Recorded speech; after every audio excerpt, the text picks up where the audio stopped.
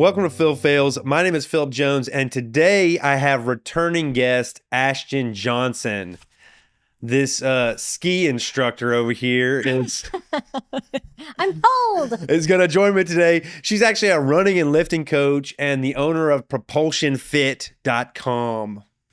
Welcome to the show. Welcome back. Hi. Wave to everybody. Did you wave? No, I didn't. I just did my normal. Oh, you did your normal I'm thing. Ashtyn. Yeah. Yeah. Jazz hands. No, that's every photo I used to take because I didn't know what to do with myself. Uh-huh. I go like this. And that doesn't look weird at all, right? No, If that looks weird to you guys, comment, let us know. it doesn't look weird. Clearly, No. it's normal. No, and now other people do it because they're like, hey, look, I'm Ashtyn. Look, I'm Ashtyn. Yeah. Yeah, and today, Phil Phails at Fitness. This is actually going to be part of my fitness series. Yeah. Ashtyn's part of the kind of fitness team. We got yoga instructors. We got Ashtyn. Well, I hope to find a nutritionist. If you know a nutritionist, send them my way. My nutritionist does not live in Texas. She'll need to be in Austin because she'll need to come and talk on the show. But like all these people kind of support my goals of optimal physical fitness. It's like in mind, body, and spirit. This is kind of the body part. Yeah. And in some regards, the it's mind. transferable. It's all the things. It's kind of all the things. It seems more physical because of how you stated it. But it all bleeds together. It definitely does. I mean, there's mindset is really a big part of it. But what I want to see changed is my body. But what's going to help this change is this. Yeah, exactly. So it's mind and body. Yeah. You think spirit's going to come into this at all? Well, I mean, you have one, so yeah. I have a spirit. Like it's going to, so. there'll be spiritual parts of this. Yeah. Yeah, definitely. You're going to have a lot of come to Jesus meetings whenever you have to do something that's challenging and you don't want to do. Yeah. I'll be like, just please help me, universe or source or Jesus or Muhammad or whoever, the Buddha, just come to my rescue, Buddha. Everybody. I got to do a weighted freaking pull up. Yeah. Yes. I need the religion team, all of them to come together. And those could also be, identified as your muscles. Yeah. Because you need muscle recruitment, you need full body tension. So, I mean, maybe Buddha is your bicep. Yeah. You got a little Buddha bicep. And Muhammad is like my abs. Yeah. And maybe like Jesus is my glutes. Yeah. And who's another one? Hindu. Hindu's got a bunch of gods. Oh. Once we bring Hindu to the party. No, and then you can have extra arms. Oh, man. Oh, yeah. Yeah. Accessory movements. Yes. That's all the Hindu gods. Yes. I think there's infinite numbers. Yeah. Today, we're going to talk, we got a list of topics to talk about today. We're going to go over my DEXA scan. Yeah. Ashtyn recommended I did a DEXA scan, and I did it. And I'm going to do it every 3 months. We're going to talk about that. We're going to talk about lifting routines for strength. We're going to talk about things to improve your health, things you could do today. And tomorrow. And tomorrow. You can do them every day. And if you don't do it tomorrow, then you can start back over the next day. Yeah.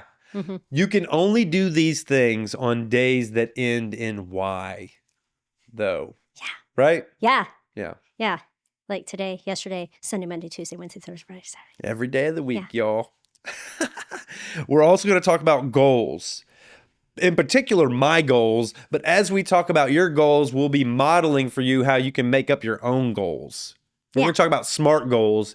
Yes. And we'll come up with a goal for me together. Yeah. Ashtyn's going to be kind of someone on my journey of goal. What do you call it? Like reaching goals. Yeah. Yeah. No. And learning how to have like short-term and long-term goals and how to compile them together so that they work together and they're not working against each other. Yeah. Yeah. So if that seems like something you're interested in, you've clicked the right button. You're watching the right video. It's me and this person that's going on a lift pretty soon at Vail. Oh, no. See, she's about to rip some nar at Breckenridge.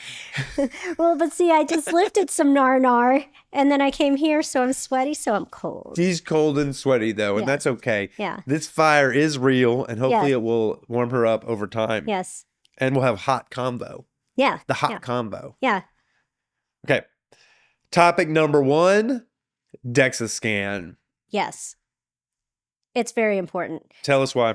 So you need data if you want to actually see your results, you need to have data. You need initial data so you have a baseline, and then you continue to get DEXA scans so that you can continue to see how you're progressing. I have a lot of clients previously be like, oh, well, I'm gaining so much muscle, I can't fit my pants anymore. And they didn't get a DEXA scan, and bodies don't lie. So, in order for you to be able to see complete accuracy, a DEXA scan will help because it will show you your bone density, it will show you your lean tissue mass, it will show you your visceral fat, and also your subcutaneous fat. It will give you your RMR, your resting metabolic rate. So that is your caloric intake that you should have any day that you just exist. So on a rest day, this is what you should be like optimally looking to hit. On a busier day, you're going to need more calories in, calories out. You still want to be at a deficit if you're trying to lose weight, but you don't want to be at a immense deficit. That's not going to be beneficial. And then a caloric surplus is definitely, we already know what that does, so we don't want that.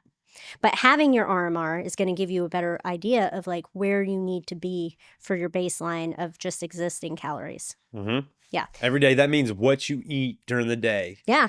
Yeah, and you need to think about all the things. Don't think, oh, yeah, no, I had breakfast. No. We'll go over this later, but like food logging is really important so that you can actually see what it is that you're eating, because there's a lot of times we forget what's going on. And we're just like, oh, yeah, no, we only ate this, this, and this. And if you start writing it while you're doing it, it helps. Yeah. Yeah.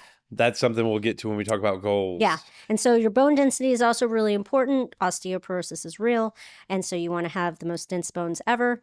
It also helps with all-cause mortality rate as well. The more denser your bones are, the less you'll have all these chronic diseases and stuff. Yeah. And then you don't fall, break a hip, and then die miserably in a nursing home.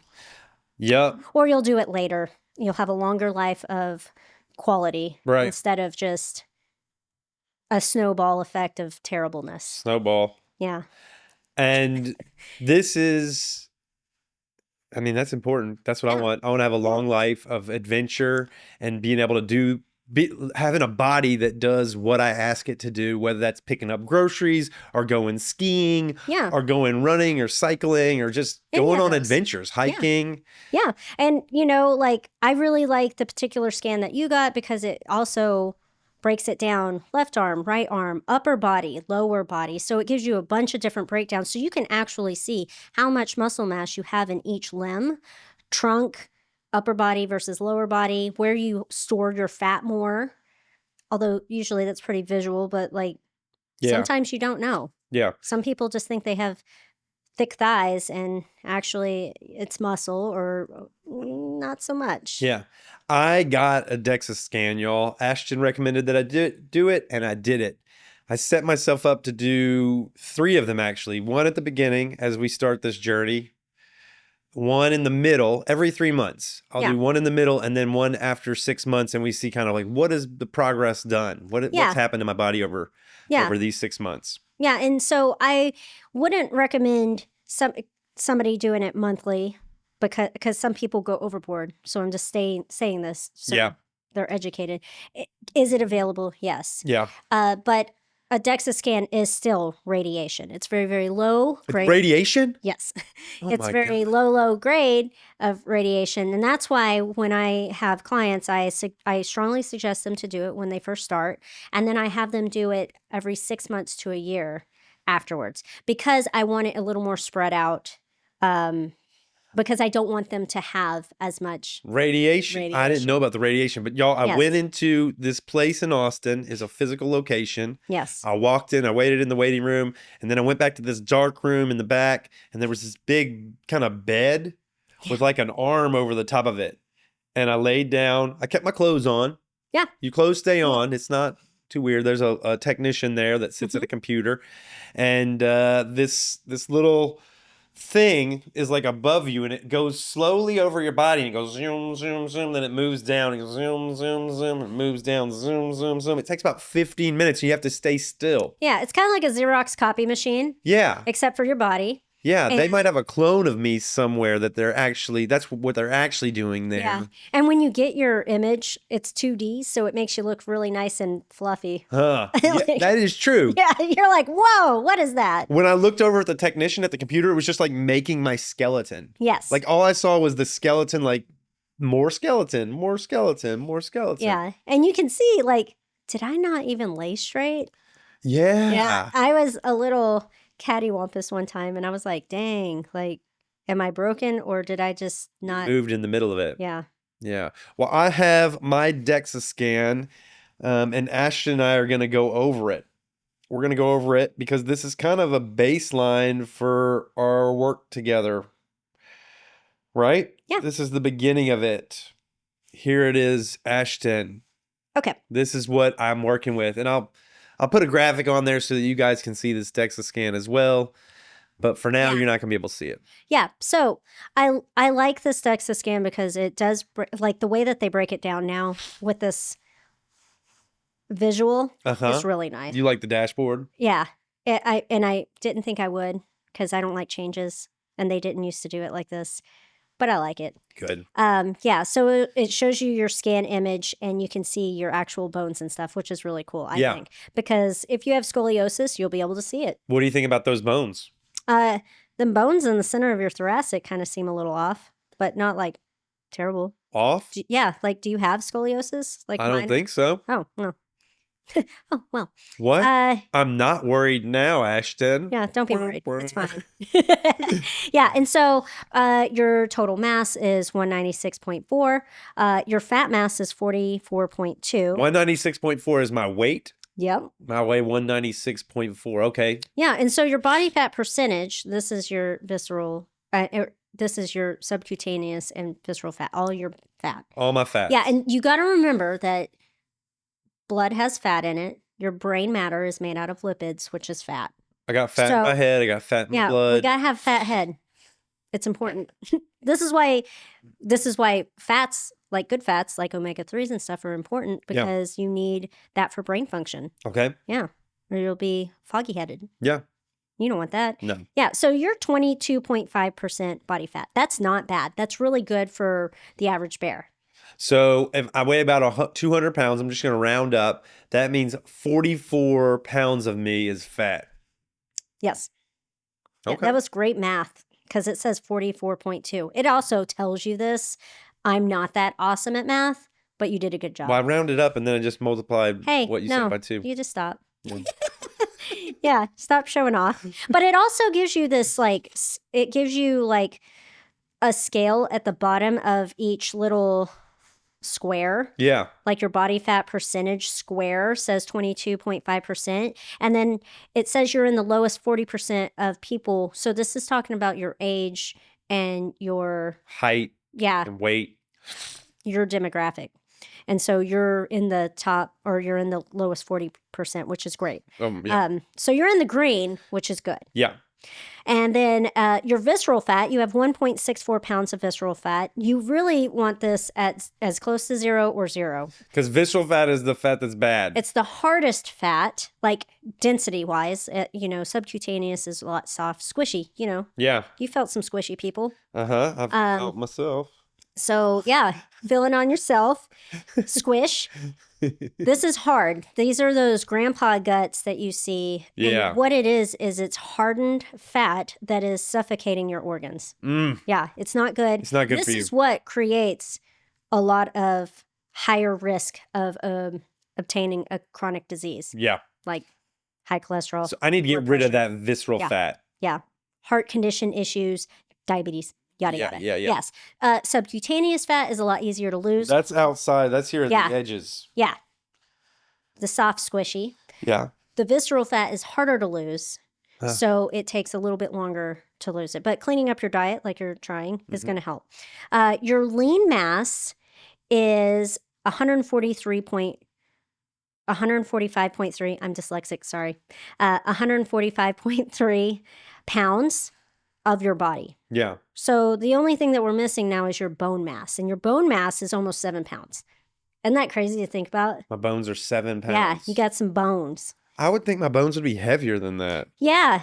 A lot of people would. You're still in a good bone density. I'm going to click on it to see what it says because it's different than how I used.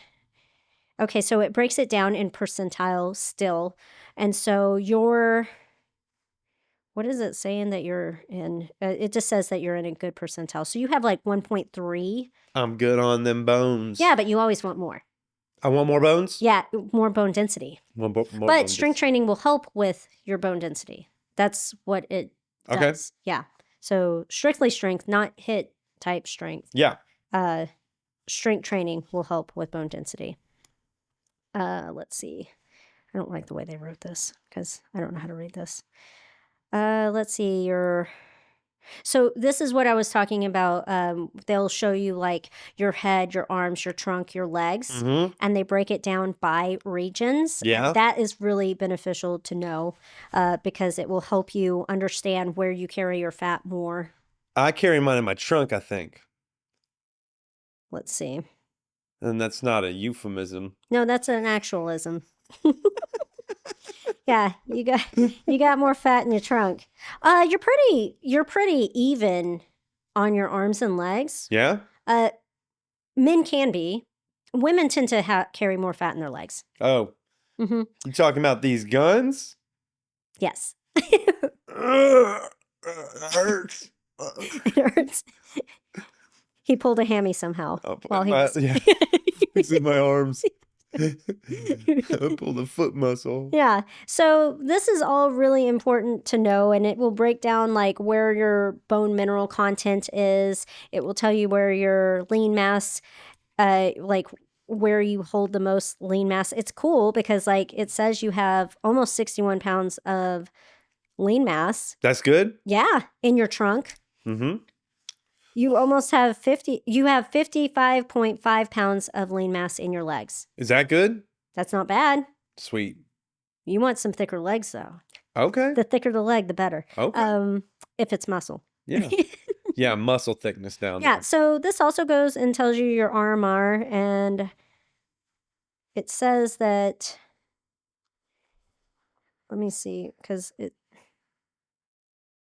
actually gives you the breakdown for everything. So it says that your fat-free mass measurement is to minimize your measurement bias and root mean squared error. So that's talking about, I can't show you, so it's right here. What is it? But it shows you like where your resting metabolic rate and then like how much thermic effects of food and non-exercise activity thermogenesis and your exercise activity thermogenesis. So what does all that mean, Ashtyn? Yes. So it's talking about like when you are exercising, you need more calories. When you're not exercising, your RMR is where you could targetly hit. How much to eat when you're exercising versus how much to eat when you're not exercising? Yes. Okay. And it also lets you know like if these numbers are good because if you're trying to hit a deficit, it gives you all the information. Yeah, to hit that deficit. Yeah. It just gives it to you. So you don't even have to you don't even have to do anything. There's no more math. They did the math for you. So that's great. Awesome. It used to just give simply your RMR. And so that's nice that oh no, don't do that. I almost completely went out of the whole screeny doodle. Oh my goodness. How do you go back? Yeah, all scans. Ashtyn's in my DEXA scan. Yeah, I'm trying to figure out how to do this new. She's maneuvering the new UI, y'all. Yeah. I'm gonna give you some maneuvering the UI music. Maneuvering the UI. Yeah. So your resting metabolic rate is 2,056 calories. 2,056 calories. Yeah. So you just being alive and existing, you should have at least. What's that, like 3 hamburgers? Oh, no. 5 hamburgers? Well, okay. So P. Terry's, I think just a single cheeseburger, not a double cheeseburger, but a single cheeseburger is like 460. 400. So that means I could have 4 would be 16, 5 would be 200. So somewhere around 5 1/4 burgers. Yes and no, because you also want to look at your protein intake versus your fat intake. If you're just having a regular diet and not a ketogenic diet, you want to have, I don't know the percentages for ketogenic, so I'm not going to speak on that for you in particular. But since you weigh 196.4 pounds, I would recommend you trying to get 1 pound or 1 gram per pound of protein. So 196 grams of protein per day is what I would recommend you on a regular diet, not on a ketogenic diet. That's different. I'm on a ketogenic diet right now, y'all. And she's talking macros. Yes. The macros are protein, fat, and carbs, Yes. right? Yes. And you're talking about when I go and get those burgers, those 5.5 P. Terry's burgers, and I'm not sponsored by P. Terry's. Yeah. No, It's but just- they're great. It's an Austin classic. Yes. That might not provide the 5.5 burgers, might not provide the kind of macros that I'm looking for. It might not provide the most optimal macros. So maybe Correct. I should think of other things to eat Yes. with Yeah. my 2,096 pounds Probably going for more calories. lean protein. Yeah. We'll talk about my keto diet in it when we get down a little bit further, but what do you think overall about the DEXA scan? What do you notice there? What is it good? Is it medium? Is it bad? Where are we at? You're in the green in a lot of things, so that's great. Is there room for improvement? Always. But it's not, you're not starting at like a 911, oh my gosh, please pick up some weights and shove protein in your face kind of situation. Well, I have been working out probably with you guys for what? Almost 8 months now. Yeah, for a while. Have been doing quite a bit of workout, so it would make no. sense. Where do I want these numbers to be? Where do I want my body fat percentage to be? I Where do mean, you think? you're good at 22, but it would be probably more ideal for you as a male to be sub 20. So where am I? What's my target goal, you think, on body fat? I mean, that's dependent on the individual. And like, is this going to be a temporary target goal, or is this something you're trying to sustain? I'm going to sustain it. Okay. I'm going for a lifestyle. Okay. Well, then I would definitely try to be more in that like 18% range. 18%? Like a healthy, normal body, nothing crazy. But you also, like, a lot of people will be like, oh, men are supposed to be like 10% body fat. But that's if you're going off of a different scan. Like, an in-body scan does not give as much accuracy, and it doesn't, I don't feel like it counts everything as well, like your bone or your blood fats and your brain fats and all of that. So I think that this will make you look fatter with a higher percentage than like an in-body scan. Okay. But the in-body scan's not accurate. You just need to stick with one. I'm down with just 18. 18 is good for me. Yeah. You said 18. Yeah, I would just, because I'm some getting people, confused now. Yes, some people think, oh, I'll go get an in-body scan and then I'll go get a DEXA scan, and they're going to get varied. Y'all remember that. Yes. If you get an in-body scan and a DEXA scan, they're going to be different.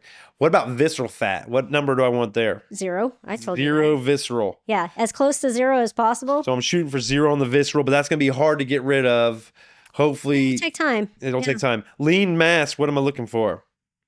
I mean, I got 19.7 now. What number do I want right there? it's really not like what number do you want, other than like if you're wanting a better body composition, the more muscle mass you have, the better. The more muscle mass you have, the less likely you'll have risk of obtaining chronic disease. What's a good number? Well, there's not like a specific For me, number. like what, 100?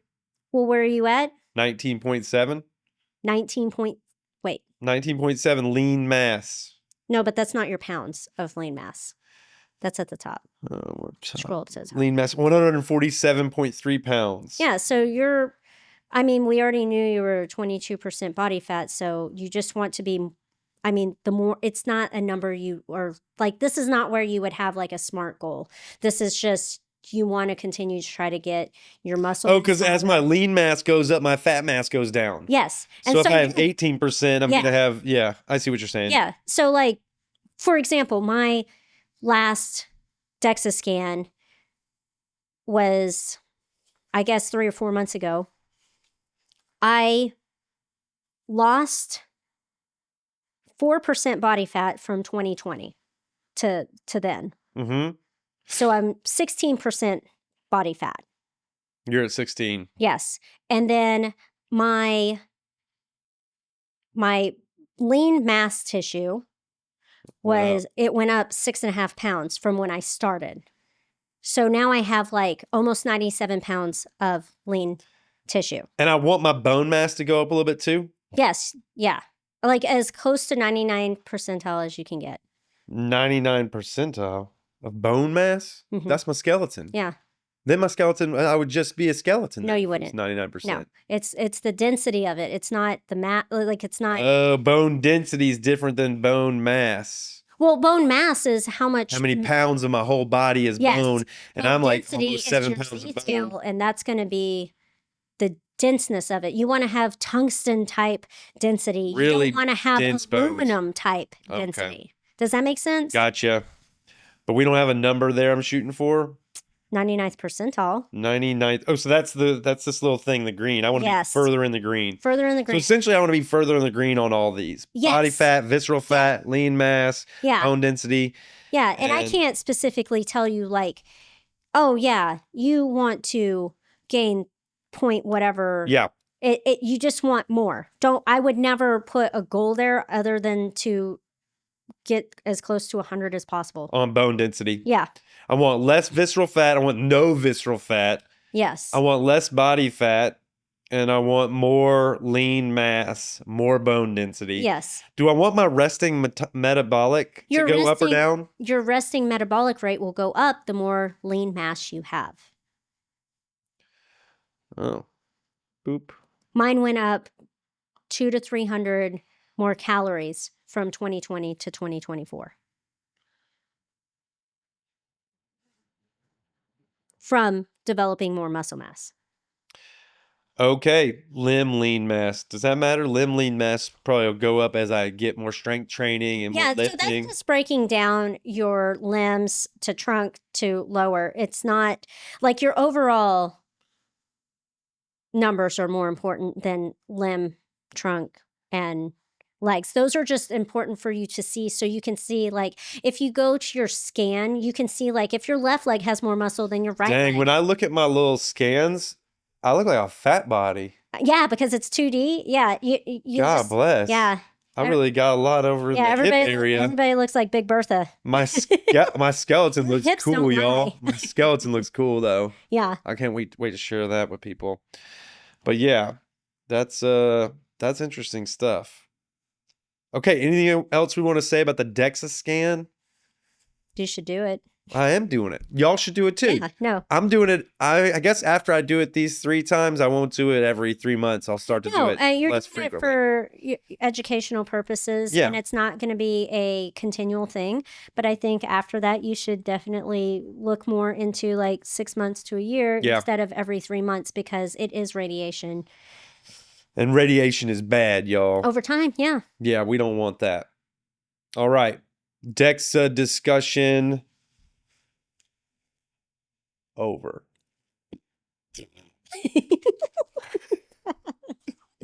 Next discussion is lifting routines for strength. Yes. Let's talk about it. Yes. What do you want me to say? You say the things. Okay. You say You're the the things. lifting coach. Okay. So a lot of people think if they put a weight in their hand and then they run around with it, that's lifting and that's going to be strengthening. And in one sense, yes, it will be if you went from never putting a weight in your hand and running around with it. But there's different styles of training. Everybody's heard of HIIT training, high intensity interval training. And that is fast paced with some rest durations accumulated over time. And it's more about speed or high heart rate. Those are the dynamic circuits at the gym. Is that dynamic Yes. circuits or Yes. HIIT training? Yes. Dynamic circuits at the gym typically are HIIT training. It's Okay. just another way of saying it to not sound like everything else. What are the other kind of trainings? So strength training would be like you're looking to hit like that 1 rep max. It doesn't have to be necessarily powerlifting style. You can do it with other things as well, like 1 rep max of a pull-up, like a weighted pull-up. You can do a 1 rep max Or like how many reps can you do before failing of a one-arm push-up or a regular push-up? It doesn't necessarily always have to be 1 rep max. It could be 1, 3, 5, but you're looking at these like lower rep ranges. You can add volume by adding more sets, but you're wanting to keep your rep range lower when you're testing out. Testing out. What is testing out? So whenever you are going to create a goal, which we'll get back to, we'll talk about that later, but whenever you're creating a goal, you should always test where you're at. So let's say that you're wanting to coach, I'm going to coach you and I'm going to look at what you do. I'm going to test your press. I'm going to test your squats, and I'm going to test your pull-ups. That's what I would do baseline for anybody, unless they had like a specific goal, like they were trying to get their deadlift higher or something. So it's press, squat, and pull up. Yes. Those are the 3 things. Okay. That's what I typically start with. Yep. Because that's going to help you with overall fitness. Yep. And then, can you do a pull-up? Yes, no. If you can do a pull-up, how many strict pull-ups? And then I would write down that number. And then how many squats can you do? If you can do a squat and you can do 10, then how much weight can you hold to do a squat? Whether it be front squat, back squat, with a barbell, kettlebell, dumbbell, your choice of However weights. you hold weight. However you're wanting to hold weight. Whatever you have tools-wise that you can continue to recreate for your training. Yeah. And then, it's the same with pressing. And it's 10 of them on the squat. It's 10. No, like if you can do 10 air squats, then No, I could definitely do 10 air squats, but 10 weighted squats. No, I'm saying if you can do, like you're thinking about yourself. I'm thinking about myself. Yeah, you need to think about the lowest common denominator. Oh, all you folks. Yeah. How many pull-ups can you do? Yeah. And then can you do 10 no weight, just body weight squats? With good form. With good form. Yeah, not just... Which Ashtyn's going to teach us later. We're going to do a video, hopefully at the gym, where she goes through a lot of the technique stuff. Yeah, definitely. And then, so you need to think, like, when I'm talking to people, and that's why I said if you can do a squat, you can do a squat. Yeah, but not everybody. Not everybody can do a Exactly. squat. Sometimes I have to start people with sit-to-stands off of a bench, a high bench, then to a lower bench, kind of how I coach pistols. Yeah. Except for just squats. Right. So then I slowly bring them down, and then once they get at a low enough point, then I try to wean them off of the bench to a wall once they get good at or proficient at wall squats, so that they have that more upright position. Then I start adding weight if they can do all of that. Mm-hmm. So that's what I'm looking at when I'm testing somebody. I'm seeing what their baseline is. Mm-hmm. I'm taking that into my calculations, and then that's how I start my programming for 4, 6, 8, 10, 12-week programs. It just depends on the person, because if they're also doing endurance races and stuff too, like marathon, half marathon, 10K, Right. 5K. Because you're doing the running as well. Yes. So it depending on who they are, if it's just for general fitness, if it's to supplement for racing, Yeah. injury prevention, that kind of stuff, I kind of have to look at all of that, and that's how I program. And then we retest after their block of time. Newer people, I typically test and retest closer together so that they can see. Every 2 weeks or how much? Like 4. Every month? Yeah. 1 month tests. But with people that are more experienced, I prolong it more to 6, 8, 10, 12, depending on what their goal is. Weeks? Yes. Okay. So it could be a month and a half. It could be 2 months, just 3 depending on their goals. Yes. Yeah. What about press? So we went over pull-ups. It's how many can you do? Just strict pull-ups. Squats, it's can you do air squats? Can you do 10 of them? Yeah, so what about with presses? you can press. So it wouldn't be bench press. It could be if that's what you're going for. If you're wanting more of like a barbell specific workout, but I don't coach bench press unless someone really asks for it, because I feel like everything else for general fitness is hit by all the other things. Yeah. And bench press is really technical.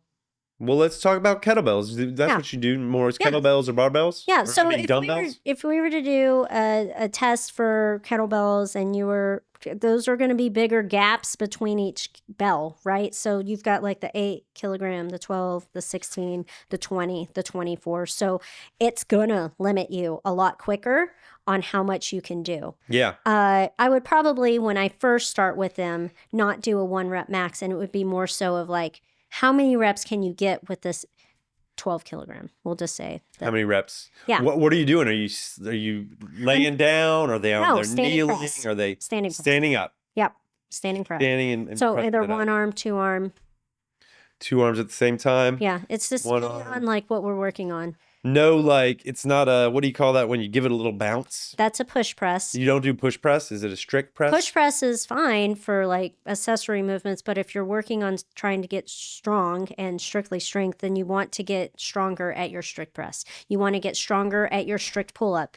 There's kipping pull ups. There's nothing wrong with that, but that's a way that you're going to use if you're doing a time-based workout and you're trying to speed your time. Yeah. So that's what's going to make it more efficient. It's not wrong. It's just not what I'm working towards if I'm working towards a strength training program for the majority of individuals that are just wanting general overall health and fitness or longevity. So the beginning of your routine starts with assessing where you are. Yeah. And that assessment goes, it's your first test, so to speak. It's your baseline test. Your evaluation is your first start, and that's where we start. That's what we look at. Pull-ups, squats, presses. Yeah. And then what happens? What's the next phase? What is this like in between stage, in between the tests? So I do a build up. So I usually do like a 2 or 3 week build up. It'll either be in rounds or reps, and then we drop down. So you'll have like a drop week before you test out. And you kind of go through that progression. It doesn't matter how many weeks your programming is, you're going to kind of go through that progression. And people that are more proficient or experienced can go have longer durations of build up, and then they drop back and they don't have to do as much, like a shorter version of that. Like with my running coaching, I usually do a 2-week build and then one drop back, and then a 2-week build and then a drop week, and then a 2-week build and a drop week. And if they're experienced runners, I can do a 3-week build and then a drop week. So drop back is what? Less sets or less reps or lower weight or something? It's Lighter, like take it easy. lighter intensity recovery style. You're still working on things, but you're not. So you're not losing it, but you're not. It's not going to benefit you because, okay, so let's say we're doing a speed workout for running. It's going to take at least 2 weeks for you to see benefits from those workouts. So there would be no point in being super intense before a test week because that's only going to wear you out, and you're not even going to see the benefits from that workout until later after you've tested. You're probably going to have a worse test week because you're tired, because you didn't give yourself time to recover. Does that make sense? Yeah. So in the program, you just do these 3? Are they working this like kind of every day, or how many days a week? Is it 5 days a week, 7 days a week? That depends on the person too. Like if we're talking couch potato to I just realized that I need to live, then it's going to be less at first. I'm going to probably start them with 2 days a week. And it's just because I'm trying to get them, one, to not be overwhelmed and to acclimate to a schedule. Yeah. And it will probably be a shorter duration of time that we lift. I might have them come for an hour session, but that's because I have a lot of direction that I have to verbalize. It's not necessarily they're going to be working out for that whole hour. But they'll more than likely be doing more like 30-minute types of sessions. Yeah. And I will build them to more days a week as their time progresses, even through this build. So let's say the first 2 blocks of training, I have them do twice a week. After that, I might bump them up to 3 times a week. But they're still going to have that progressive overload. So they're going to build up and then they're going to drop down. And then they're going to build up and then they're going to drop down. But you're never dropping down to where you started. You're just dropping down a little bit. You're lightening the load a little bit. So that you can recover, but you're still getting the movement down, patterning, working on tension, not losing the body mechanics, all that stuff. But every time they come in to work out, will they do these 3 things every time, or will one day they only do pull-ups and another day they only do squats, or one day they only do presses? That's also dependent on the individual, what they're working towards goal-wise. Like most people. Most people, I have them do total body workouts for their first couple of blocks, and then if they get more proficient or experience, I will do like an A workout, B workout, and then kind of block it like that. Is total body all 3 of these things they're doing? Yeah, they'll do all these. Yeah, lower and upper. Lower and upper. And then total body, y'all, means lower and upper. Yeah, that's what it means. Yeah, and cores every day. So cores every day. Yeah, because if you have full body tension, you should be using your core. One of the other instructors up at Crux said that there was only like a certain number of things you could do for working out, and it was pushing things, pulling things, hinging, and carrying things. Did I miss one? Squat. Push, pull, hinge, squat, and then carrying. Yeah. There's 5 things you could do to work out your body. Yeah. And I wouldn't even say like carrying is, because that technically. It might not count. Ashtyn doesn't count carrying. Well, I count carrying as like an important thing to do. I just wouldn't put it in its own category. I would say that's more like accessory, unless you're working up to like a weighted carry for time, because you're in the military. Fall into these. All the accessory ones fall into these. Accessories fall into these to an extent, because it's a different load, and it's to help with like joint integrity and stabilization. I know, but tell me this: is carrying weight a push? It's not. Is it a pull? It can be, because you got to pick the weight up off the ground. That's true. It's kind of a squat. Then yeah. You squat so down then you're also hinging. Dang it. It's a hinge. Dang, Ashtyn. Ashtyn got me, but she is the professional. She should be getting me. That's her good. That's her job. I'm just kidding. All right. So the lifting routines for strength include baseline of testing out the pull-up, squat, and press, seeing where you start out at, and then you go up and you go down, and then you test out again. Yes. And then you go up and then you go down, and then you test out again. And this progression over time of increasing the weight, increasing the reps, increasing the sets, or playing with those are your levers. Yes. Your levers are weight, set count, rep count. Right? Yeah. Yeah, because I'm trying to think of like intensity, duration, volume. Yes. Yeah. Yeah. And then you have kind of this rest week, and after the rest week, you kind of like, can we try again? Bump up to the next test? Yes. Yeah. And you do that over and over and over again, and that's how you progress. Yeah. Or progress. Progress. That's how you progress. That's how you progress. It's like I started the word and I didn't realize how the whole word was going to be. It's okay. That's how you progress. That's how you progress. Yeah. Yeah. That is lifting routines for strength. Yeah. And I think what we'll do is hopefully get into the gym, either Ashtyn's home gym, or heck, we could probably do some of it here, or at the gym. It is. We can do it here, or my house, or the gym. I mean, we want to do pull-ups, squats, and press. We probably want to simulate that. Yeah. Well, but like we could also go over like rehab type things, or warming up things, which doesn't here. Yeah. Because setting up all this stuff takes well, yeah, we could do that. And then so then we'd kind of go over some of this, and you'd see what it looks like in practice. Yeah, you'd see what it looks like to test, and then she could simulate a progression. Yeah, of like, here's what we're gonna do, the total body workout or whatever. Yes. Anything more you want to say about lifting routines for strength? No. Next thing we're going to do. Save it for later.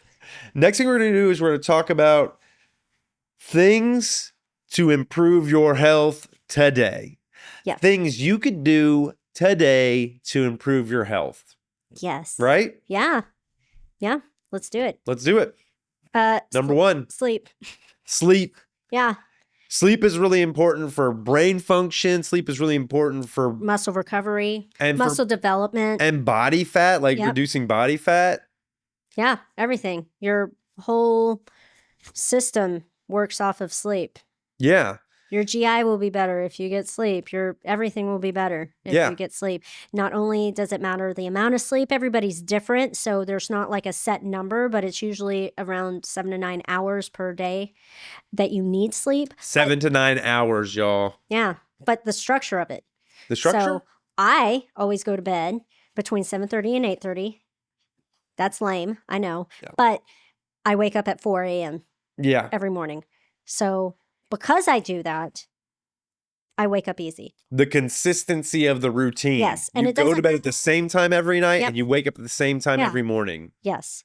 Consistency matters. Rare occasions do I allow myself to stay up later, or if I have to because of like a flight or schoolwork or something, which I rarely stay up late for schoolwork. I'm just going to be real because my brain doesn't work. And so what's the point? Well, what about an event?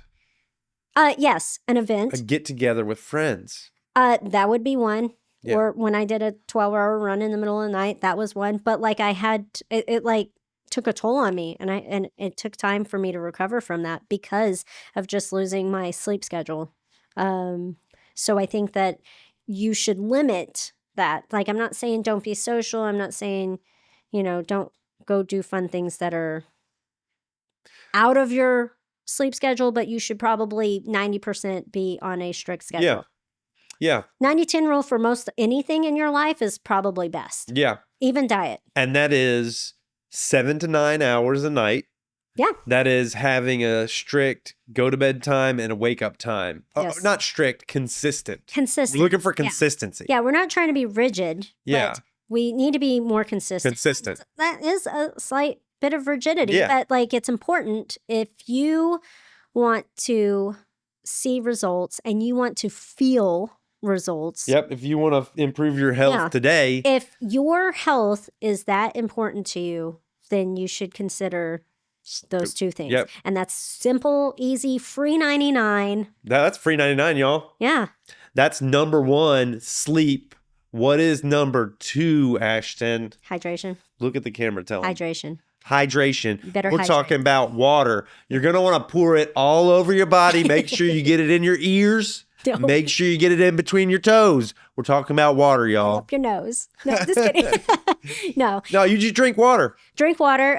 Also, electrolytes are really important, and that's part of hydration that a lot of people miss out on. They start drinking a whole bunch of water, or most people don't want to drink a bunch of water. But if they do start to drink a bunch of water, it is good to alternate by even putting a pinch of salt in your water every other glass. Electrolytes are Sodium. magnesium, potassium. Yep.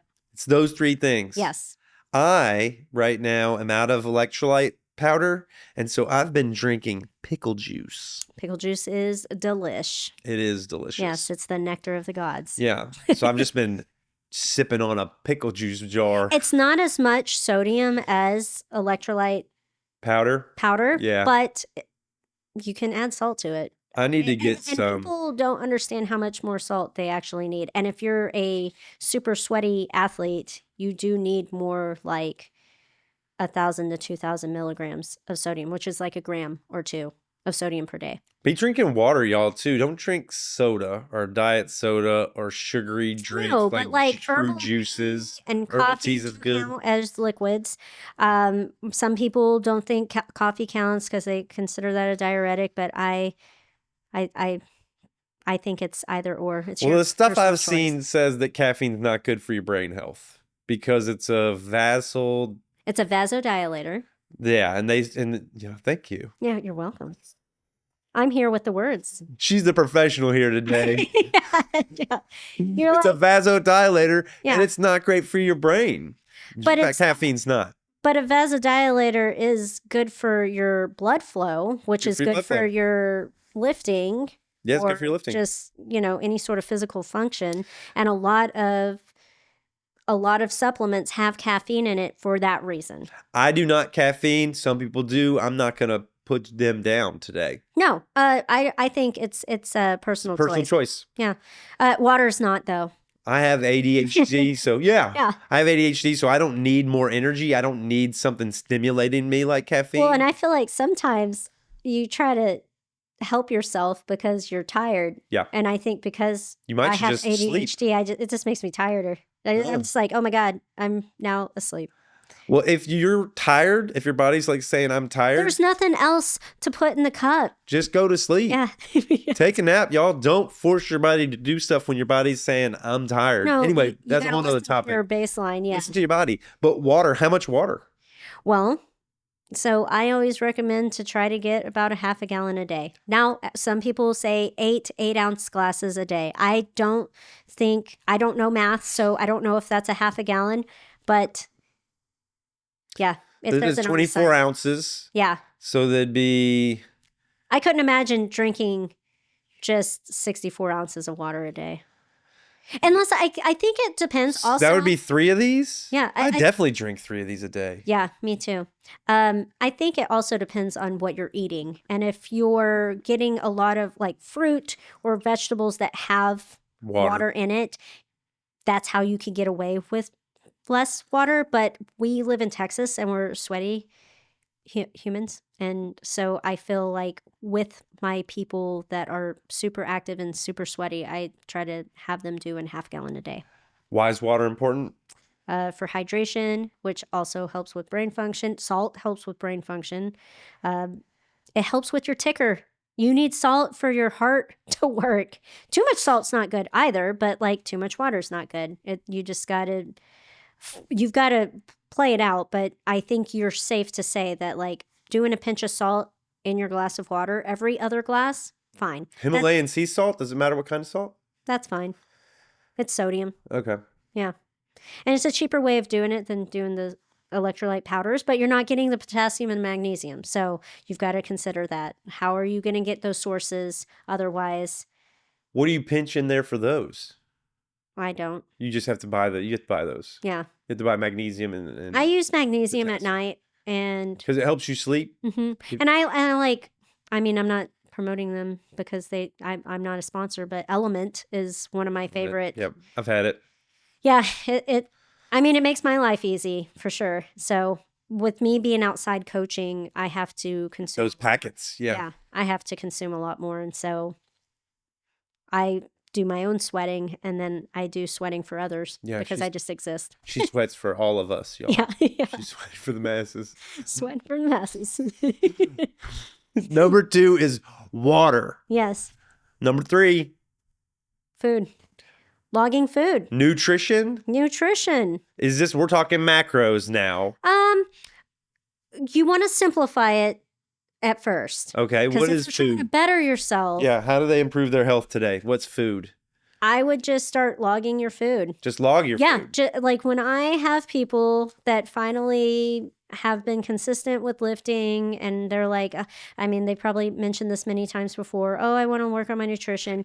I don't want them to change a whole bunch of things at once because that's not going to set you up for success. More than likely, you're going to fail because you're going to be overwhelmed with all the new things. So I want them to be proficient at one habit before adding another. When they get there, I have them write their food log. I don't have them write down amounts. I just have them write what they eat. And anything they put in their mouth, whether it be water, gum, coffee, a donut, and that's where it gets tricky, is because they're like, oh, I had this thing. I want to hide that from Ashtyn. Hide that from myself and Ashtyn. From myself. If you are going to not be honest with yourself, then you're not ready to be successful with your nutrition. Yeah. Don't have the expectation of losing weight if you're willing to lie to yourself on a food log. Your body's telling me what you're eating. You don't have to, if it says that you just had salads and I see you and you look like you not had salads. Yeah. Yeah. You can't lie. Your body will tattletale on you. You're not an anomaly. Keep it's a called log. Science. Keep an honest log. Be honest with yourself. Yeah. Be honest with Ashtyn. With themselves, really. Be honest with yourself. Write down everything you put into your face. Yeah. You don't put the water in there? Yeah, all of it. All of it. Yeah. Yeah. But then do you have to weigh stuff or can you just keep it kind of easy going? Like first, Berg. Just some French fries. Yes. Then once you get good at that, you can visually see like, oh, ooh, I've been eating a lot more than I thought. So it's awareness. Yeah, it gives you insight and awareness. Yeah. And then hopefully that will give you a little bit of like choices and options. And you're like, is this worth it since I had a burger yesterday? Yep. Or I had a half a dozen of donuts. Maybe I should not have a half a dozen donuts. What's today. important to me? Yeah. And then you look at it week by week, and then you'll look at it over a month, and that really slaps you in the face. So you have your folks do a food log, Mm-hmm. and then they revisit it week by week. Oh yeah. No, I make them give it to Do you me. look at it with Bi-weekly. them? Do y'all look Yeah. at it together? I look at it with them bi-weekly. I make them write it. I look at it bi-weekly. Food log. Once they get better at that, you already start to see a little bit of shift if they're being honest and real. And then I start having them write the portions. And then after that, once they get good at that, Portions? Yeah. How do they know the portions? you get a scale. It's real cheap. Amazon, you get a scale. Or you can use measuring cups, but you've got to pick one way. So the food log gets more detailed over time. Yes. Yeah. But then it's not overwhelming, and you're not being like, here's your macros, here's how much you need to weigh, here's how, blah, blah, you know, like that's too much math and overwhelming for At the beginning. for an average person. Yeah. Yeah. Too much. But as you progress in your training, It's just a little bit of extra. you put a little bit more. Yeah. Yeah. Like when I coach you guys and I give you 9,000 drills and you get one of them, then you don't have to focus on that one anymore. You can focus on one of the other 900 drills I gave you. That's right. That's right. Food log. Food log is number 3. Number 4, Movement. movement. Motion is lotion. If you can just walk, even if you are just starting to try to lift or get into exercise, walk. Just move your body. Yeah. I don't believe in 10,000 steps is going to be your key to success. I think just move. Move. Yeah, just move. Even if it's like 30 minutes every other day, you go for a 30-minute walk. Or take a break when you're at work and walk for 10 minutes. Do more movement today than you did yesterday. Well, don't do that because then I guess that's it'd be you're like, over time. It'd be, I can't go to work today. I got to walk 100 miles. Yeah. Well, But like, yeah, if you're starting out though, like Yes. just move in some just way. moving in some way is going to be great. Yeah. And start with a chewable amount, even if it's 10 minutes. Set a timer at work. Yeah. Go for a walk for 10 minutes. People poop longer than that. You're not going to get in trouble. Like, Been timing people's poops. no, but people will be like, oh, well, I'm at work and I can't. Blah, blah, blah. Yeah, You know, you can it's take a called walk. excuses. You can take a walk. Yeah. You Maybe, can take a walk. Yeah. So Maybe- move. Invite movement into your day is what Every Ashtyn's day. saying. Yes. Every day. Every day. Movement. Yeah. Just a little. Doesn't have to be a lot. And then you compile onto that. And you don't want to move a lot every day. Once you get more, it gets easier to move every day. You will start to have some days where you move more and some days that you move less over time, so that your overall week has like a base. Yeah. Because you really need to look at your percentages of your week to week and not do 100 miles one week and then 10 the next. Because that 100 miles might be too much and the 10 might be too little. So understanding how to like slowly add, which if you're slowly adding by time, that's easy Yeah. because it's going to kind of work for itself. You know, you might become a little faster over time, but it's not going to be anything detrimental. Yeah. Yeah. Movement Move. is number 4. Movement. Number 5. I think self-care in some form. Because we're talking about bettering ourselves. Yeah. Yeah. Talk about improving your health. Yeah. Meditation, getting massage, Epsom salt bath. Foam. Self-care. Yeah. Foam roller, lacrosse ball. How are you resting and recovering? Yeah. It can be active recovery. Like, it's just dependent on what you're doing. I mean, I would say that foam rolling and lacrosse balling isn't resting. Yeah, you're right. It's, Yeah, you're right. it's intense. Yeah, it's intense. So I would call that active recovery. For sure. Yeah. So I feel like finding that time for yourself, whether it just be quiet time for yourself if you're a more active person, or active recovery or some sort of, mental reconnection. I feel like we always put ourselves last and have a struggle with making time for ourselves, and we lose the boundaries, and then we lose ourselves because we're too busy catering to others or allowing our job to overconsume ourselves or whatever. So having that time for yourself is really important. It also gives you time to reflect, like, have you been really taking care of yourself? What is that doing to impact you by not or by doing? And what changes could you make to better your next week? Just kind of self-check, Yeah. self-care. Yeah, I think that one's really important, Ashtyn. Yeah. I wouldn't say these are in like any sort of order. I think they're all important. Yeah, all of these are Yeah. important. Because we could just put 5 number ones, really. That's true, but Yeah. self-care is really important. Yeah. Whether that's mindfulness or meditation or rolling out or trigger pointing or doing a Looking over your schedule and being like, whoa, that was silly. Goose status. How about we create some boundaries and schedule some time for yourself throughout your week? schedule, prioritize yourself. Yeah. Because Yeah. the more you take care of yourself, the more you can give to others if you're a giver. Yeah. If you're a giver or a caretaker, you have to put yourself first. You got to give to yourself. Yeah. I like that one. I like all of these. Yay. Do we have a 6 and a 7 or do we stop at 5? No, I feel like 5 is solid. yeah. I think anything more is overwhelming. That's right. So we did things to improve your health today, and those things were Oh no. Like sleep, number 1, sleep. hydration, Number 2, hydration. food. Number 3, food log. Really, it was like logging your food, but yeah, Yeah. food. Number 4, Just a log of food. Exercise, movement. movement You is gotta medicine. move. Motion is lotion. lotion.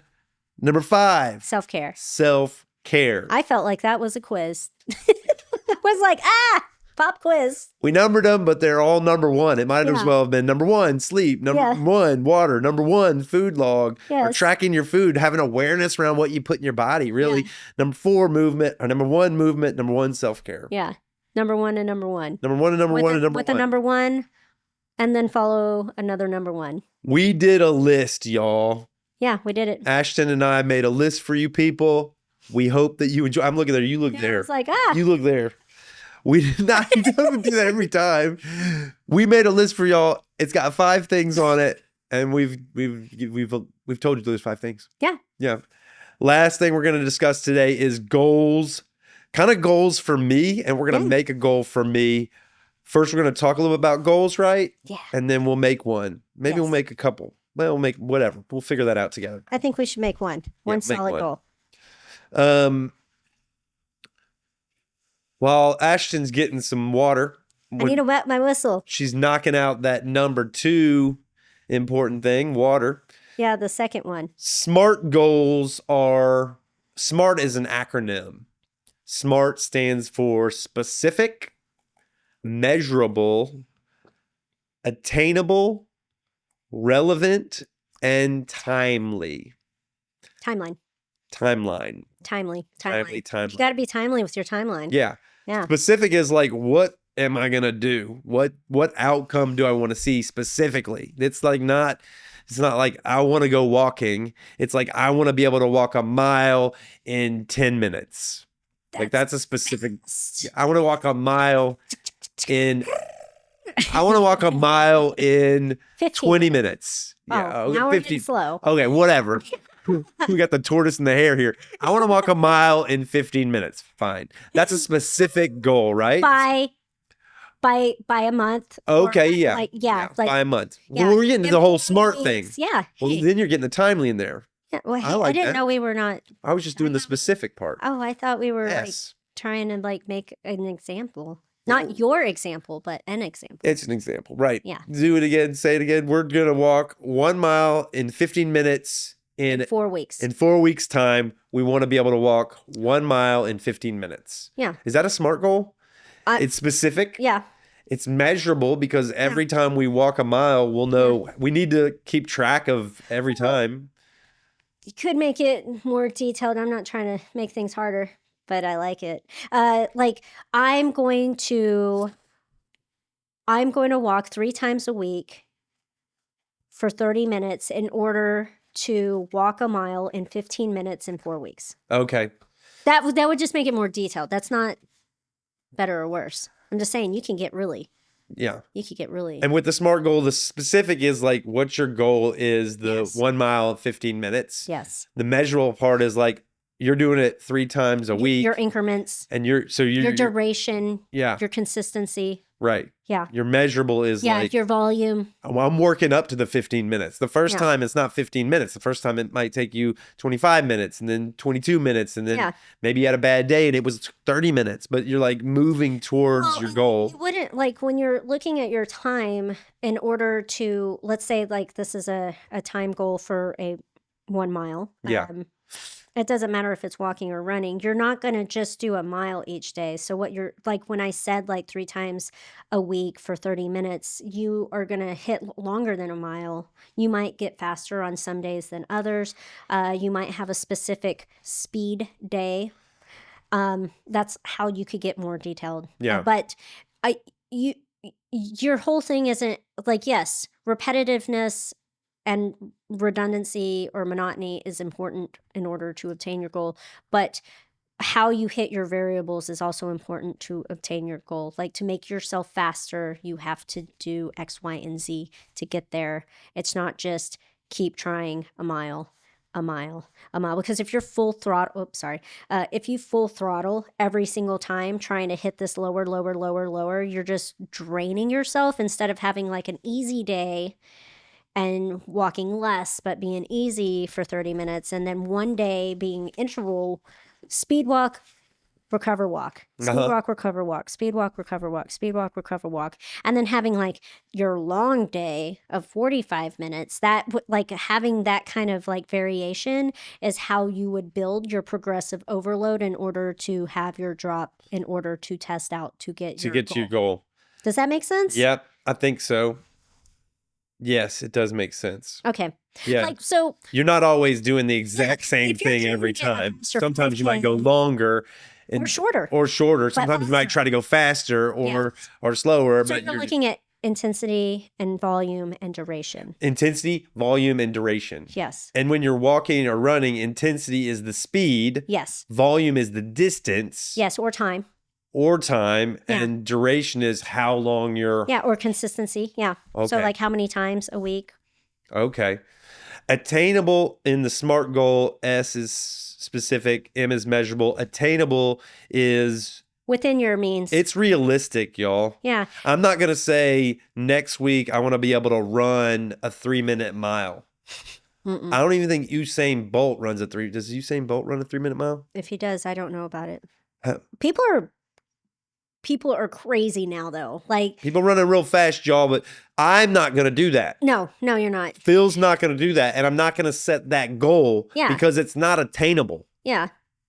I mean, what's your fastest mile? Do you know? Some folks know. Okay. Probably 8 minutes. You went, something. No. What are you trying to out me in front of all these people as a slow poke? No, I think it's probably like 8 minutes something, maybe 8 minutes and 30 seconds. So that's like if you were wanting to gain speed on your runs, you would want to work on your mile time trial and you would want to test out your mile, and then you would do at least a 6 or 8 week program. It needs to be attainable though. Yes. It needs to be attainable. Yeah, but you have to test it out to find out what's attainable. Oh, you test it to know what's attainable. You test so you know where you're at. You have to have a baseline. You can't just be like, so would you run as fast as you can for a mile and then just see what that time is, and that's your baseline? Yeah. Yeah. And as you progress and get experienced, what your fastest you can do, because a lot of it's mental, will change because your mental threshold will change. So a lot of people think that they just like gave it their all, and they didn't, because their brain kept telling them, no more. And then they're like, yeah, no more. The brain body connection. Sometimes you have to be like, are you freaking out or are you really no more? And then you find out that there's actually a little bit more to tap into. That's how the fast people are fast, is their brain's broken. And they've learned how to not listen to all of those receivers as much. And they just say more, No, more, more, it's a more, lot more. of mental. I mean, yes, they have to be physically fit. They have to have that skill, that mastery, but the psychological component of it is massive. I am a terrible test taker.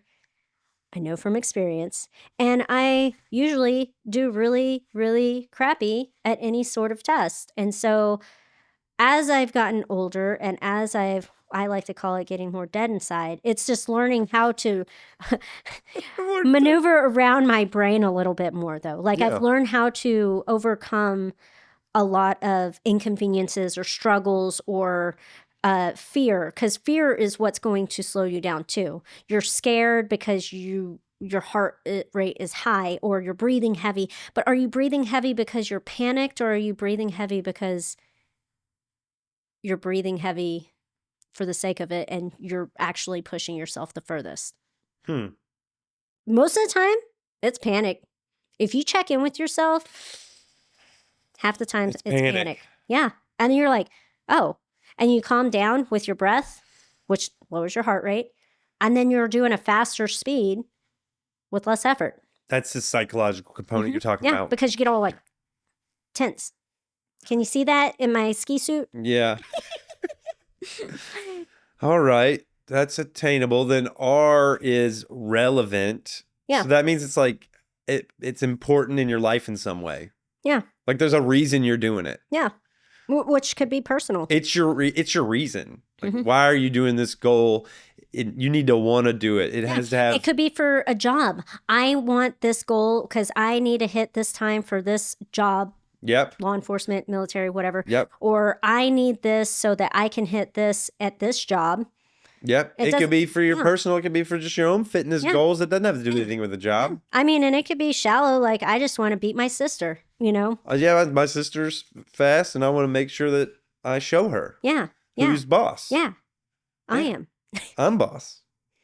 So yeah, but it needs to be relevant in your life. It needs to be important to you, which gives you the fuel. That fuels the goal, right? That's your inertia. It's like, it's relevant for me. This is a relevant goal for me. Yeah. It's not like I want to be able to balance 15 spoons on my head, you know? Yeah, I mean, sometimes that's relevant for some people. They like those weird Guinness Book of World Records. Right, balance and spoons type of thing. Sometimes it's as simple as I had a stroke and I need to learn how to use my right arm again. Yeah. You know, so that I can live my life to the fullest. That's a relevant goal.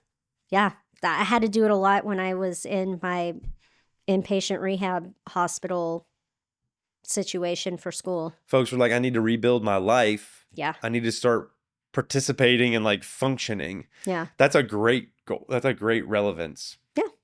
T is timely. Yeah. Or timeline. Timeline. That's like the time when you expect to reach that goal, right? Starting in. Yeah. Starting in time.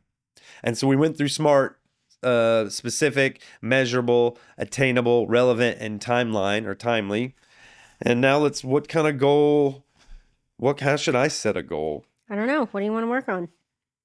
Well, you know me, I kind of like, this is what we talked about earlier. We would go through this because right now in my life, I work out with you on Mondays. Yeah. I do pretty much 2 hours of fundamentals or foundational with you, where we kind of work through one movement. And I think we're going to show you guys how that goes down in one of our subsequent episodes. Yes.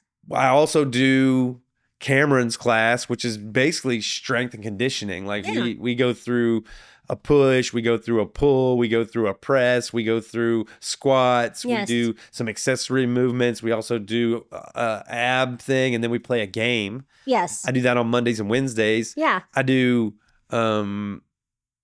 Ryan's class on Tuesday and Thursdays, which is kind of a hit. Yes. We're doing a lot more kettlebell swings. We're doing a lot more we're doing all kind of stuff. Yeah, a wide range of stuff. A wide range of stuff. And I'm trying to do yoga during the day. Like at 12, I'll do more yoga. Yes. And in the morning, I'll do yoga.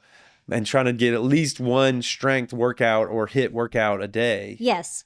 Yeah. And so with that being said, your You're all over the place, I'm all right? over the place. Yes. And so when you're all over the place like this, it's harder to attain a SMART goal because you have all these exterior variables that are kind of inhibiting you to an extent. Like yoga's not going to hurt you, but maybe yoga every day isn't going to help you because you're tiring yourself from yoga.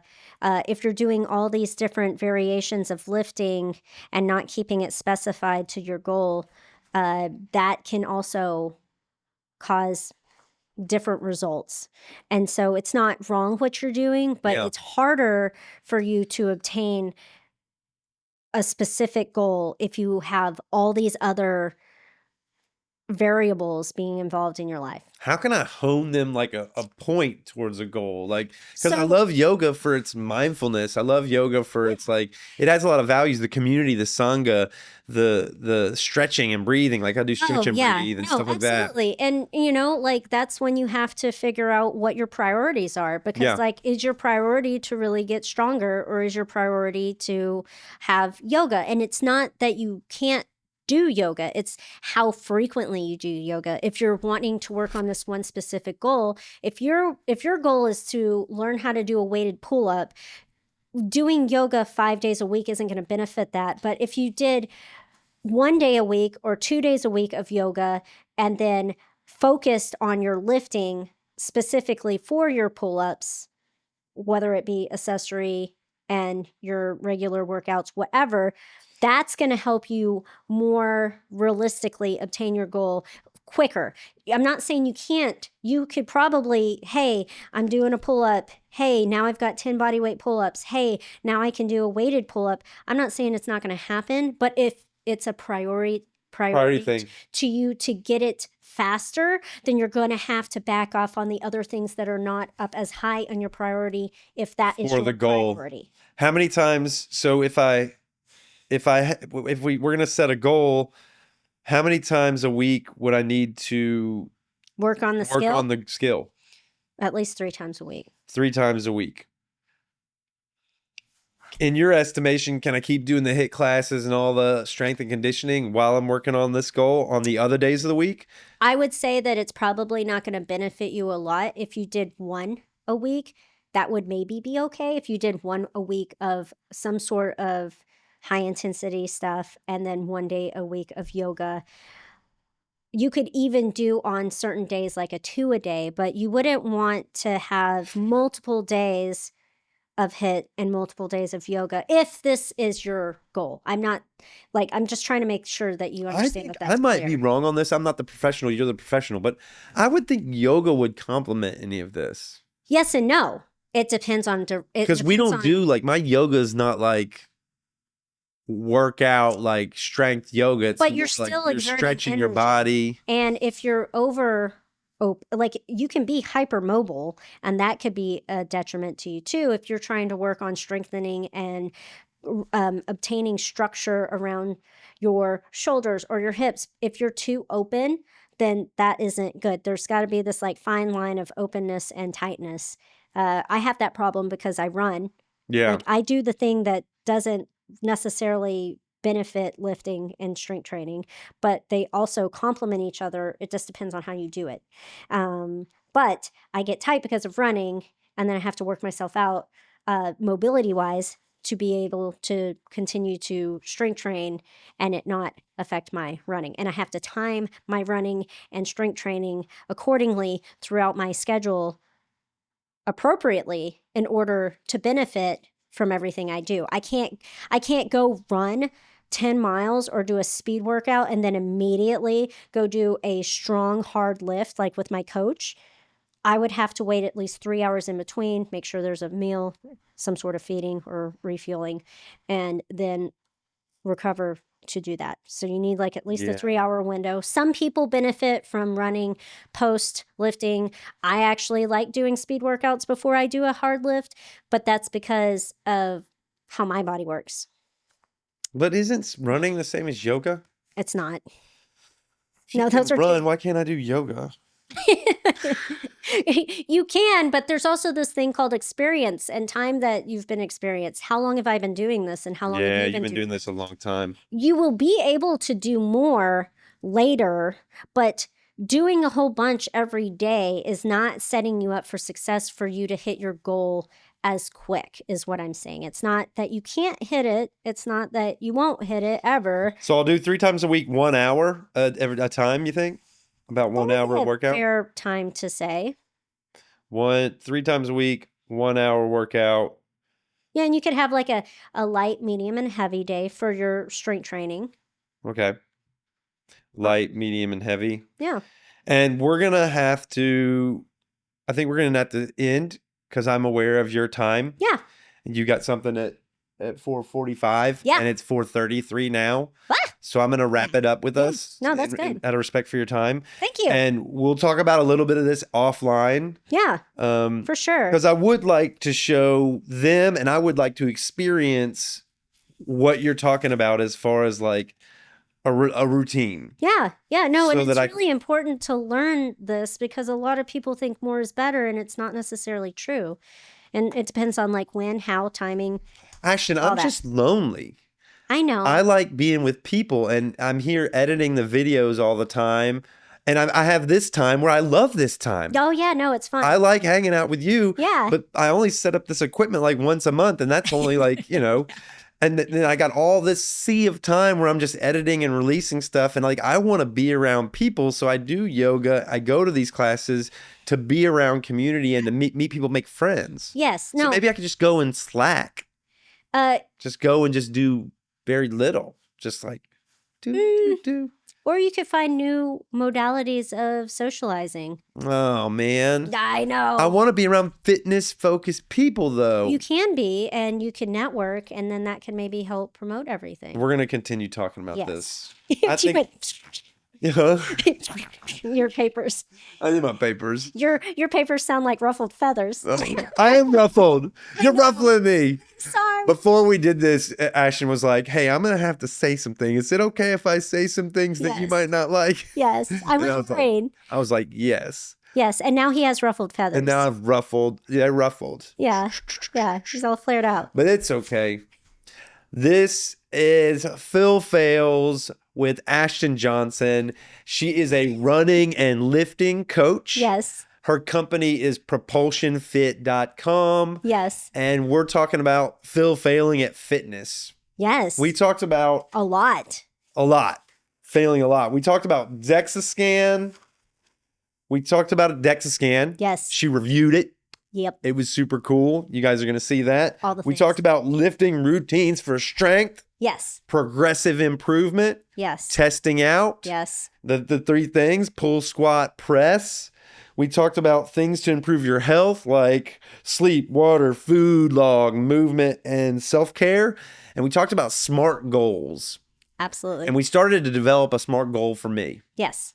And we And will. She gave me some hard, cold facts and some tough love. It's called tough love. Tough Yeah. love, y'all. So Yeah. everybody say bye to Ashtyn. She's going to say bye to you. Bye. All the cameras. Thank you for watching. Yay. Yay. Give me a hug. Yeah. Oh, yeah. Good job, skier.